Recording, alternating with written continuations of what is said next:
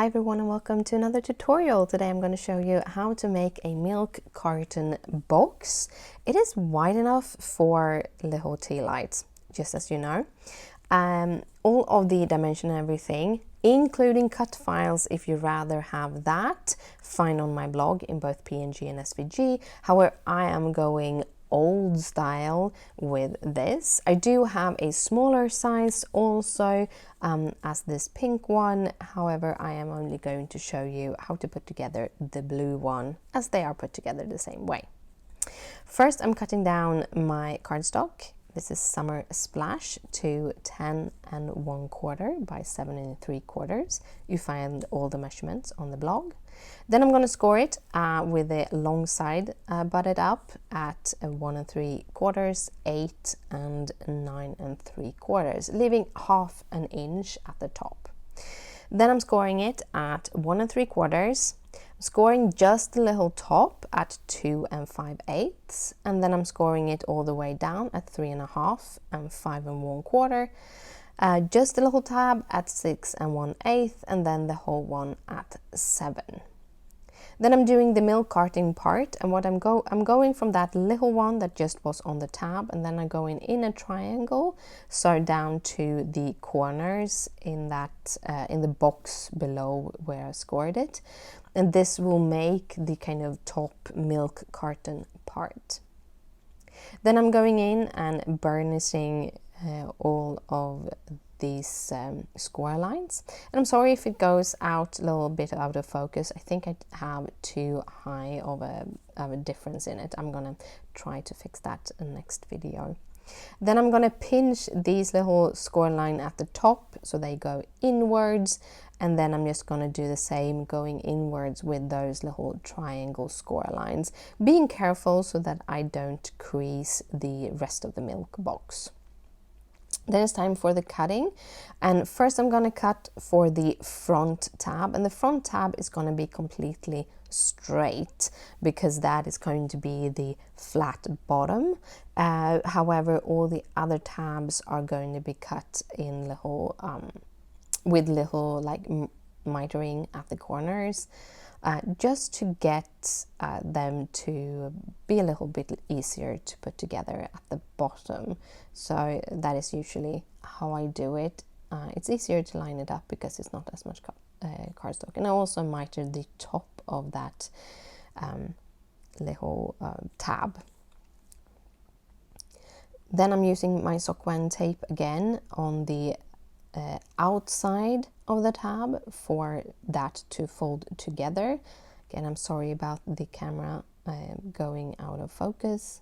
And then I'm adding some Sookwang Tape on the inner side of the square tab, just a couple of rows. To fold it together, just fold in and fold over and you get a straight line. Whenever you have a box that is basically the same size, you can do that, and it's very easy. Fold in the sides, then fold in the back piece.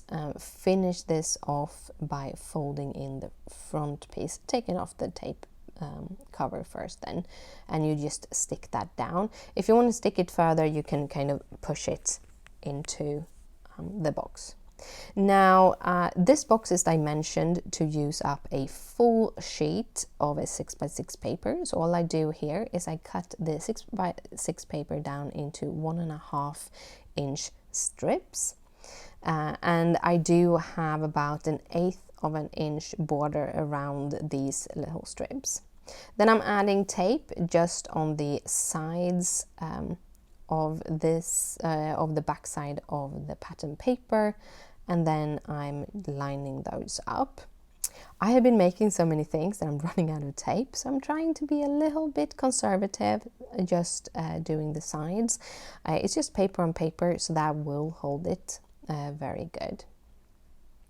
After I've added the paper, it's time for decorations. I make sure I find the kind of front piece. I have these little leaves. This is from a fairly new My Favorite Thing die. I have it listed in the description down below, like all of the other supplies. Then I'm just using this little On Point glue pen, adding just little dots because I still want the leaves to kind of move a little bit to give it a little bit more of a fillness. I cut, the die has 5 different little leaves, and I cut them out in the same cardstock as the box, which is the Summer Splash, and then also 2 pieces of pattern paper from pattern paper sheets from the same pattern paper pack as the mattings, and that is Made with Love. I used a pattern paper that just had a very subtle pattern, or a tone-in-tone pattern. So the brown one has little cakes on them, and the green one have like a darker green teal color with little cooking utensils. It gives these little leaves a little bit more of a dimension without needing to ink or anything. So it goes together rather quickly. I do cut these filigrees, or what we're going to call them, down, or the branches maybe. Cut them down a little bit, and that is because for this specific thing I only want the leaves to be on the side, and then they were a little bit tall. So you can always just cut off a little leaf piece or so to fit it down. Also remove the bottom stalk on them, as I am layering them over each other, and that just how it looks with that branch, I didn't like it. And then I just layer one another. I'm trying to make sure that I don't have the same angled one directly underneath each other, so I kind of alternate all of them.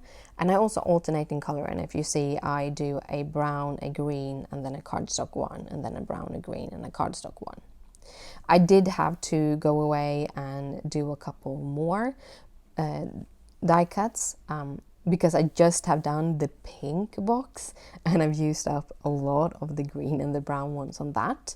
And there I used the pink cardstock that I made the pink box out of, so I kind of just match that, and that made it I made a box before here with a lot of colored images and stuff, and I feel that this is so much calmer in how it is in the tones of the paper and stuff. So I really like this box.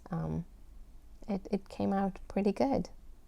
So that is basically it on how I made the box itself and the decorations. However, I'm going to show you a way of closing the box. You could just use like a little paper clip or something like that to hold it together. There's those little clothing pins that you can use also that are teeny tiny. However, I didn't have any of those, so I'm going to show you how to do this with a ribbon. So first of all, the best way of doing it with the ribbon is making sure that the ribbon is fastened on one of the sides. So on the back side, I'm adding a little bit of Sookwang Tape, and then I'm adding my ribbon. This is just some American Crafts premium ribbon. I picked it up years ago. And then I'm using my tweezers that are self-closing tweezers to hold it together while I tie it. And then when I tie it, I move the tweezers so it holds the first knot. I can tell you, I had a very hard time making the bow on this. The bow isn't perfect, but hey, whose bows are? I fiddle with this quite a lot to try to make it work, and finally I just gave up and let it be the way it was and cut off the little ends so that it is a little bit more kind of smaller dimensioned. And yeah, that is it. That is how you do it. You can just fill it with anything you want before you tie it. As I said, I don't know if I said it, it actually fits tea lights. It wasn't the reason why I made it, but you can actually have a stack of tea lights inside of it, which I thought was a cool idea. But yeah, these were the whole boxes. As I said previously, down below you can find all the details. You find the link to the blog where you actually find the schemas and the cut files and everything. They're free. I want to say thank you for watching. If you have any questions, just comment down below. If you like this video, please thumbs it up. Thank you so much for watching, and I'll see you later. Bye!